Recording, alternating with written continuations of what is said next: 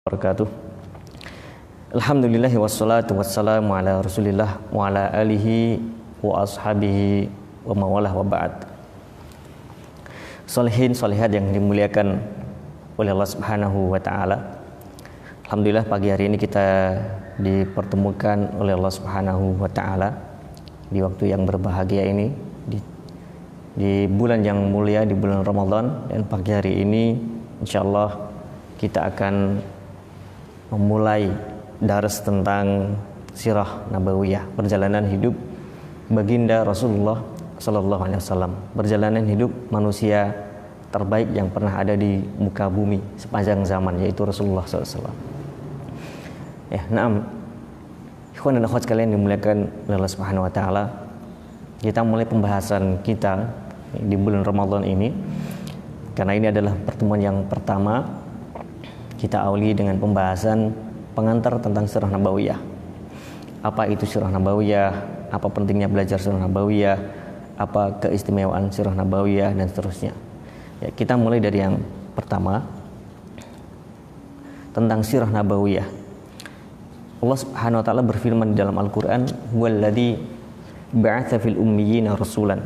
Dialah Allah Subhanahu wa taala yang telah mengutus Rasul, mengutus seorang utusan kepada kaum yang ummi, rasulan minhum, utusan yang berasal dari kalangan mereka sendiri, yaitu Rasulullah SAW. Untuk apa? Yatlu alaihim ayatihi wa yuzakkihim wa yu'allimuhumul kitaba wal hikmah. Ya, jadi Rasulullah SAW diamanahkan oleh Allah Ta'ala untuk mengubah kaumnya, membawa kaumnya dari kegelapan, menuju cahaya yang terang benderang dengan cara yatlu alaihim ayatihi. Rasulullah membacakan ayat-ayat dari Rabb-nya, dari Allah Subhanahu wa taala, Rabb yang menciptakan langit dan bumi. Kemudian wa yuzakkihim. Rasulullah mentazkiyah mereka, membersihkan mereka, mensucikan para sahabat, membersihkan dari apa? Dari noda-noda jahiliyah. Kejahilian seperti apa nanti insyaallah kita akan bahas pada pertemuan berikutnya. Wa yu'allimuhumul kitaba. Kemudian Rasulullah SAW mengajarkan isi Al-Quran, kitab yang Allah turunkan kepada beliau. Kemudian wal hikmah, dan mengajarkan al-hikmah.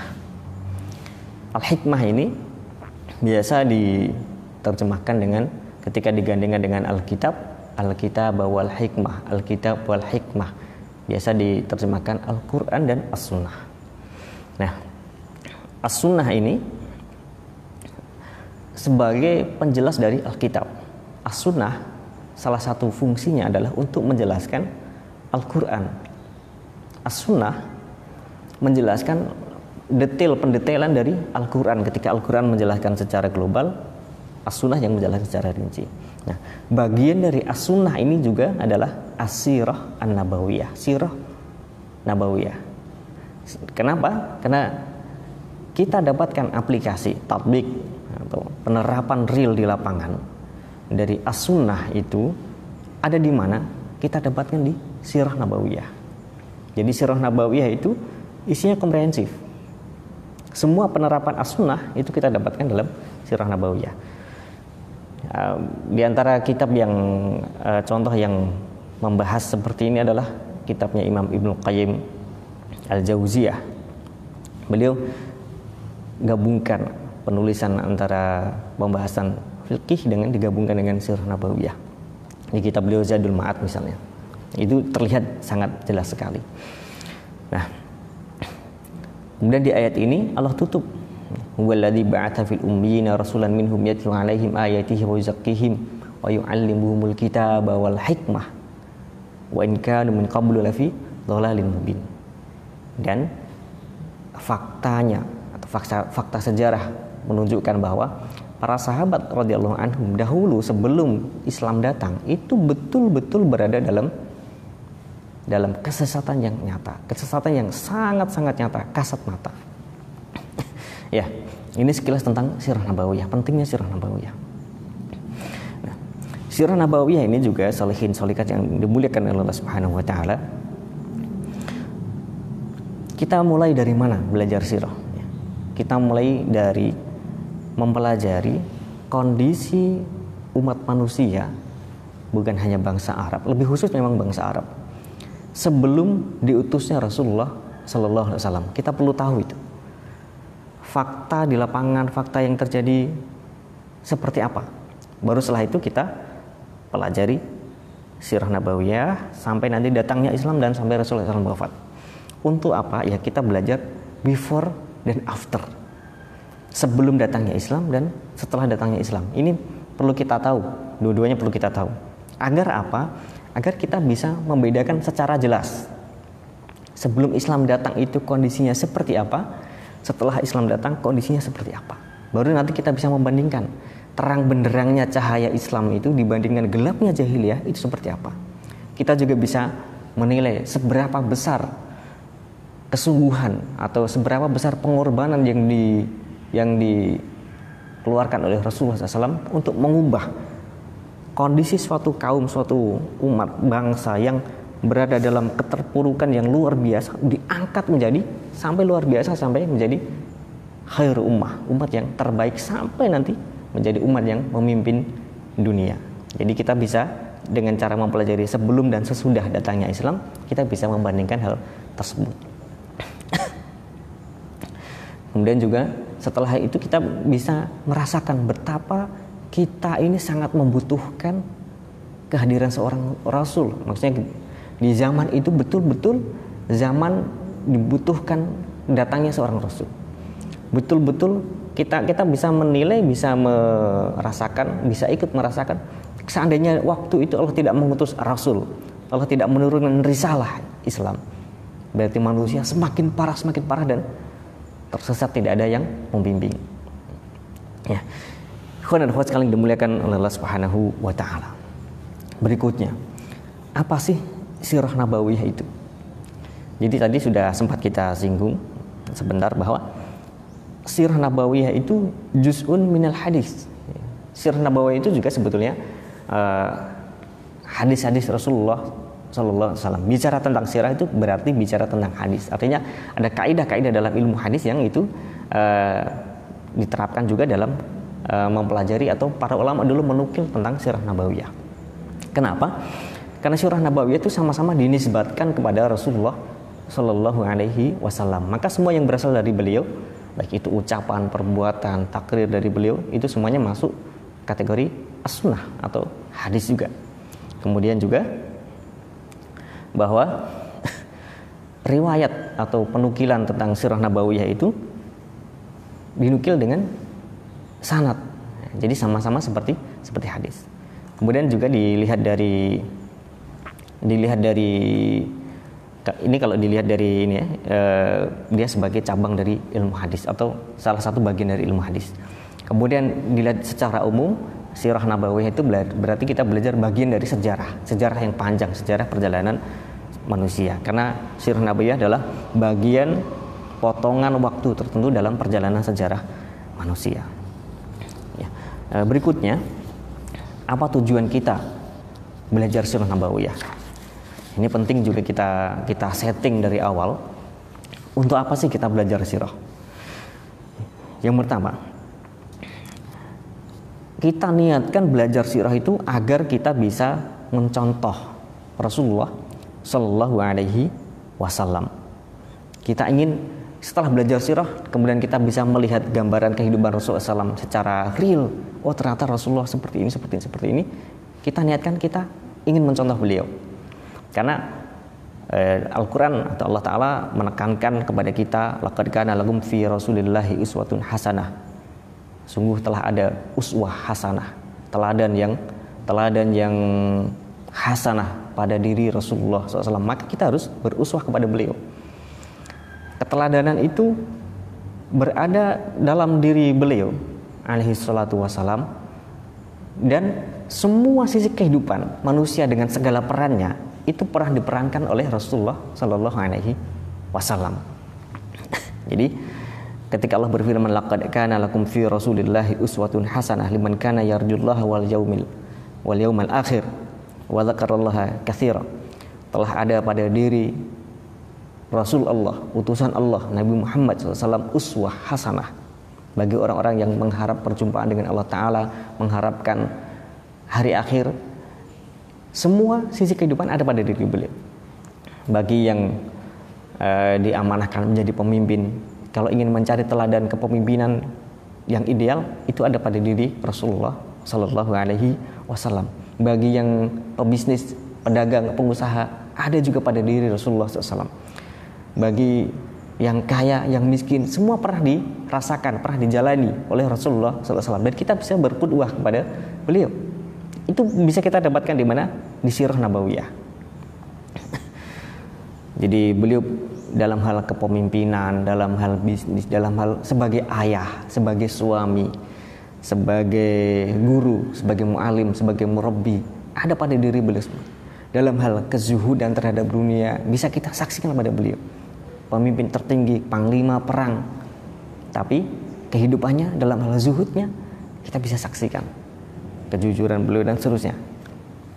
Ini yang pertama, kita ingin beruswah kepada Rasulullah SAW. Dan ini yang dahulu oleh para sahabat radhiyallahu anhum sepeninggal Rasulullah SAW, ini yang ditekankan kepada anak cucu mereka, para generasi tabi'in. Dan bukan hanya 1-2 orang yang menyampaikan bahwa dulu mereka itu para tabi'in ditalkin atau diajarkan tentang sirah nabawiyah itu sebagaimana mereka diajarkan tentang surat-surat di dalam Al-Quran. Kata-kata yang atau kalimat yang terkenal, misalnya ungkapan dari Ali Zainal Abidin atau Ali bin Husain bin Ali bin Abi Thalib. Jadi Ali bin Husain itu cucu dari Ali bin Abi Thalib atau cicit dari Rasulullah SAW. Ali bin Husain bin Ali bin Abi Thalib. Jadi Ali bin Abi Thalib dan Fatimah radhiyallahu anha punya anak Al-Hasan dan Al-Husain. Al-Hasan punya anak nanti namanya adalah Ali. Al-Husain radhiyallahu anhu punya anak namanya Ali bin Husain, salah seorang ulama di zaman tabi'in.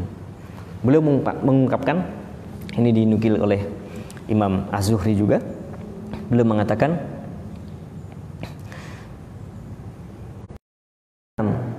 kami dulu diajarkan kepada kami maghazi, ghazwah, peperangan Rasulullah SAW, kama nu'allam surah minal Quran, sebagaimana kami diajarkan surat-surat dalam Al-Quran.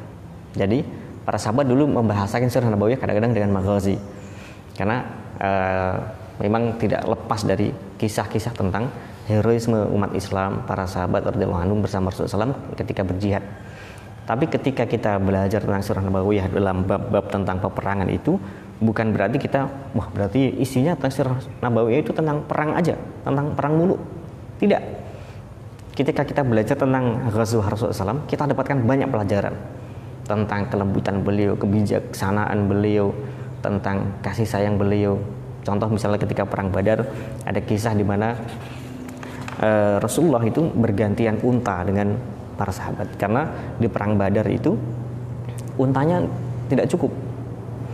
Unta yang dibawa oleh para sahabat dari Madinah, keluar dari Madinah itu hanya sekitar 70-an, kuda hanya sekitar 2, sedangkan jumlah personilnya ada 300-an, 314, 317 sekitar itu. Jadi harus berbagi, satu unta dinaiki bergantian beberapa orang, termasuk juga Rasulullah SAW. Jadi ada satu unta yang itu menjadi jatah bertiga Rasulullah SAW, Ali bin Abi Thalib dan kalau tidak salah Abu Khaisamah. Kemudian yang dua ini, Ali bin Abi Thalib dan dua sahabat ini benar bermusyawarah, kalau begitu biarlah jatah saya dipakai Rasulullah. Yang satu juga mengatakan, saya juga jatah naik unta saya biar dipakai Rasulullah SAW. Jadi saya jalan kaki terus. Rasul mengatakan, kalian berdua tidak lebih kuat dari aku dalam hal jalan kaki, sedangkan aku juga masih menginginkan mendapatkan pahala seperti yang kalian dapatkan. Ini menunjukkan ketawaduan Rasulullah SAW. Beliau tidak mau diistimewakan, beliau juga ingin disamakan seperti para sahabat yang lain. Kalau para sahabatnya Kalau para sahabat Rasulullah SAW itu jalan kaki, beliau juga ingin berjalan kaki. Beliau tidak ingin diistimewakan naik unta terus. Nah, ini kita dapatkan di mana? Dalam kisah di sela-sela perang Badar. Ini salah satu contoh. Kemudian yang kedua, dengan belajar sirah nabawiyah, kita ingin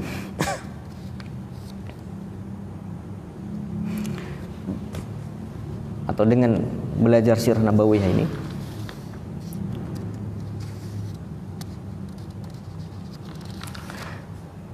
kita tujukan, kita niatkan untuk, atau kita akan melihat kebenaran Rasulullah Shallallahu Alaihi Wasallam, bahwa beliau itu benar-benar seorang nabi. Ketika kita lihat mukjizat Rasulullah SAW, seandainya kita tidak melihat mukjizat itu, beliau pernah membelah bulan dan seterusnya, kita melihat akhlak Rasulullah SAW, melihat sifat jujur Rasulullah SAW, melihat sifat amanah beliau, itu kita melihat keseluruhan kehidupan Rasulullah SAW, akhlak beliau yang luar biasa, itu sudah cukup menjadi bukti bagi kita bahwa beliau itu betul-betul seorang nabi. Ini salah satu apa yang kita dapatkan nanti ketika belajar sirah nabawiyah. Yang ketiga, kita ingin atau kita akan mendapatkan ketika belajar sirah nabawiyah itu kecintaan terhadap Rasulullah Sallallahu Alaihi Wasallam, tambah cinta terhadap Rasulullah SAW. Dan ini penting karena salah satu tanda keimanan, atau yang Rasulullah sampaikan, seseorang baru akan bisa merasakan manisnya iman, halawatul iman, itu setelah dia bisa merasakan cinta, atau dia memiliki kecintaan kepada Allah Ta'ala, kecintaan kepada Rasulullah SAW melebihi kecintaan terhadap dirinya sendiri. Dan bagaimana kita bisa mencintai Rasulullah SAW kalau kita tidak mengenal beliau? Dan ini sudah jadi semacam sunatullah. Sampai dalam bahasa kita ada istilah atau ada ungkapan tak kenal maka tak sayang. Karena semakin seseorang mengenal apa yang dipelajari, yang dikenali itu, maka kalau itu adalah isinya kebaikan dan kebaikan, otomatis yang muncul adalah kecintaan. Sama juga ketika kita mempelajari biografi perjalanan hidup Rasulullah SAW. Karena beliau itu isi kehidupan beliau itu kebaikan, kemuliaan, otomatis kita akan mencintai beliau. Dan ini penting karena kita ingin nanti di akhirat kita dikumpulkan bersama-sama dengan beliau. Pada hari kiamat seseorang akan dikumpulkan bersama orang yang dicintainya. Kata Rasulullah SAW seperti itu. Kemudian Anas bin Malik ketika mendengar Rasulullah menyatakan seperti itu,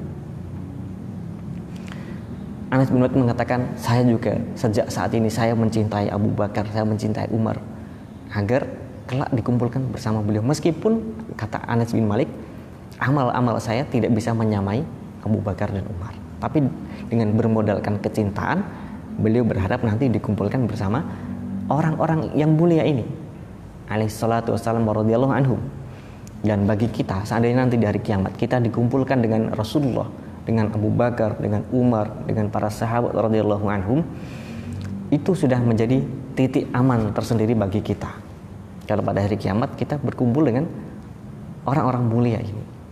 Sebaliknya kalau kita ternyata tidak dipertemukan dengan orang-orang ini, kita perlu khawatir. Dan ini kita bisa dapatkan dari mana? Dengan mempelajari sirah nabawiyah. Mempelajari sirah akan menimbulkan kecintaan kepada Rasulullah Sallallahu Alaihi Wasallam. Yang keempat, dengan belajar sirah nabawiyah ini kita juga sekaligus kita niatkan untuk beribadah. Banyak sekali ibadah qalbiyah dan seterusnya. Ibadah lisan pun kita bisa dapatkan. Ibadah lisan contohnya adalah kita akan banyak-banyak bersolawat ketika kita sering menyebut nama Rasulullah. Kita akan bersolawat Sallallahu Alaihi Wasallam. Ya. Sholihin-sholihat ikhwan dan akhwat sekalian dimuliakan oleh Allah Subhanahu Wa Taala. Berikutnya terkait dengan pengantar sirah nabawiyah ini, apa keistimewaan sirah nabawiyah? Sirah nabawiyah adalah biografi perjalanan hidup Rasulullah SAW. Kalau dibandingkan dengan perjalanan hidup orang lain, manusia lain, apa istimewanya sirah nabawiyah? Kan kita juga bisa belajar atau baca biografi para nabi yang lain, orang-orang soleh, para tokoh, para negarawan. Kita bisa baca itu.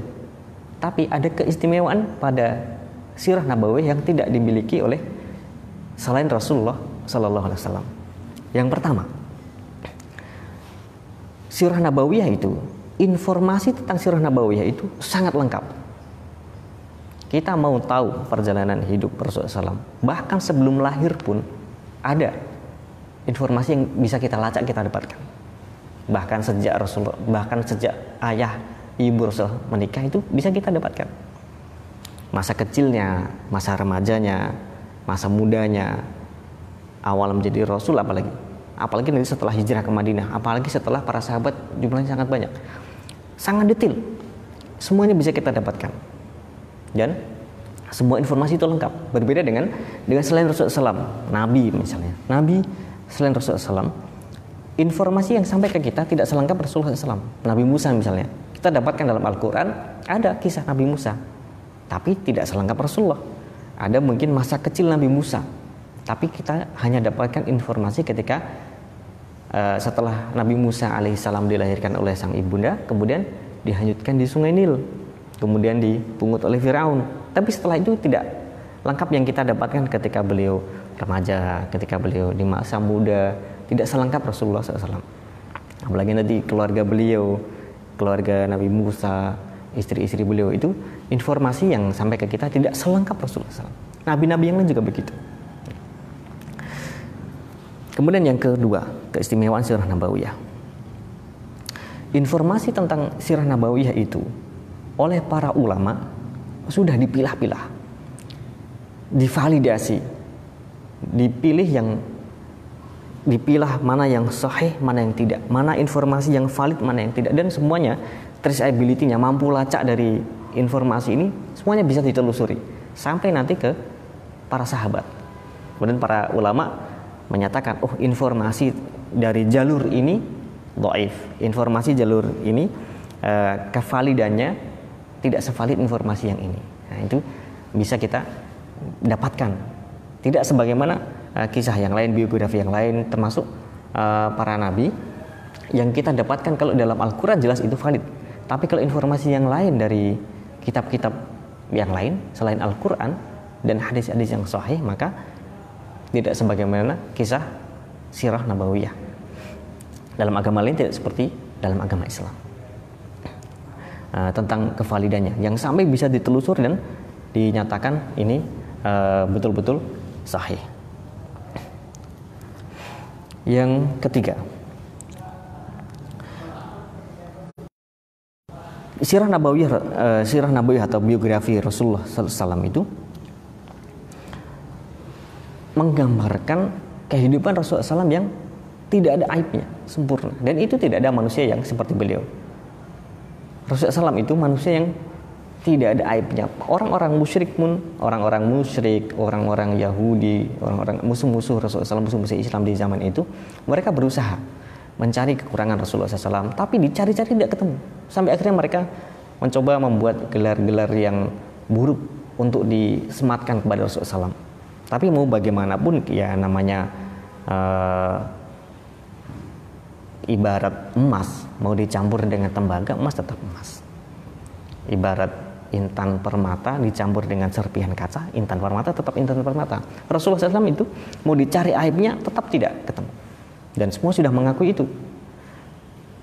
Nah, dari biografi manusia yang tidak ada aibnya ini, kita belajar itu. Maka Rasulullah SAW itu menyampaikan kepada semua para sahabat beliau, termasuk istri-istri beliau. Rasulullah sampaikan, balighu anni walau ayah, sampaikanlah dariku meskipun sepenggal informasi, walau ayah. Rasulullah memerintahkan pokoknya disampaikan semua. Maka kita bisa dapatkan semua informasi itu. Rasulullah di medan perang ada informasi yang sampai ke kita. Rasulullah SAW di perjalanan ada informasi yang sampai ke kita. Rasulullah di masjid ada informasi yang sampai ke kita. Rasulullah sedang haji, Rasulullah sholat id, Rasulullah di rumah tidurnya, makannya, minumnya, berbaringnya, sampai di kamar mandi pun ada informasi yang sampai ke kita. Dan Sampai keluarga beliau, keluarga yang paling dalam, keluarga inti, istri-istri beliau pun menyampaikan itu semua. Semua disampaikan karena tidak ada aibnya. Kan berbeda dengan yang selain Rasul, apalagi kita ini atau tokoh-tokoh dunia misalnya. Mungkin sejarah hidupnya dikenal orang-orang sebagai orang yang baik atau tokoh. Tapi biasanya ada sisi-sisi lain yang itu tidak sampai ke kita, yang itu diketahui oleh orang-orang yang terbatas di rumahnya. Ada untold story tentang tokoh tersebut. Nah, berbeda dengan Rasulullah SAW. Rasulullah SAW itu semuanya kebaikan dan kebaikan, dan informasinya disampaikan semua oleh istri beliau, para sahabat beliau kepada kita. Keistimewaan berikutnya adalah tadi sempat kita singgung, semua sisi kehidupan kita bisa berqudwah dan kita bisa dapatkan pada diri Rasulullah Shallallahu Alaihi Wasallam. Kemudian yang berikutnya lagi, yang keenam, dan dari sirah nabawiyah kita bisa dapatkan atau kita bisa tahu bahwa Rasulullah SAW itu betul-betul manusia biasa. Maka tidak ada alasan untuk kita tidak bisa berqudwah, mencontoh beliau. Wah, itu kan Nabi.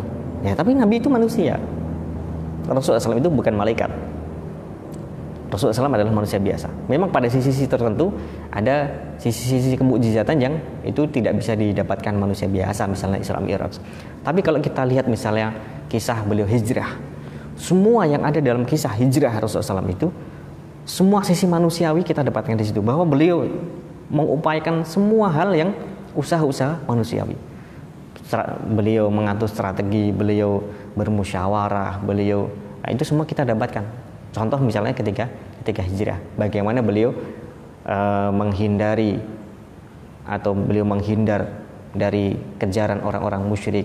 Kemudian bagaimana beliau memilih jalur, bagaimana beliau memilih waktu, itu kita dapatkan. Itu memang strategi yang manusiawi, dan kita sebagai manusia yang sama juga dengan beliau itu bisa kita mencontoh beliau alaihi salatu wassalam. Ikhwan dan akhwat sekalian dimudahkan oleh Allah Subhanahu wa taala, sholihin sholihat.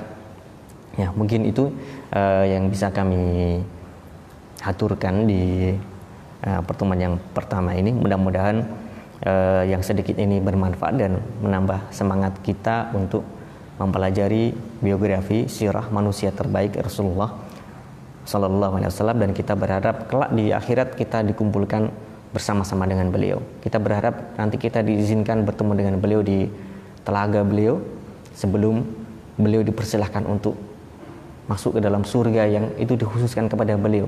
Karena kalau beliau sudah di tempat yang disediakan untuk beliau, seandainya kita diizinkan masuk surga, ya, mudah-mudahan Allah kabulkan kita masuk surga. Mungkin tempat kita tidak sama dengan beliau, tapi kita dipertemukan di akhirat nanti dengan ada momen di mana kita dipertemukan dengan beliau. Ya. Kami akhiri, subhanakallahumma bihamdika asyhadu an la ilaha illa anta astaghfiruka wa atubu ilaik. Assalamualaikum warahmatullahi wabarakatuh.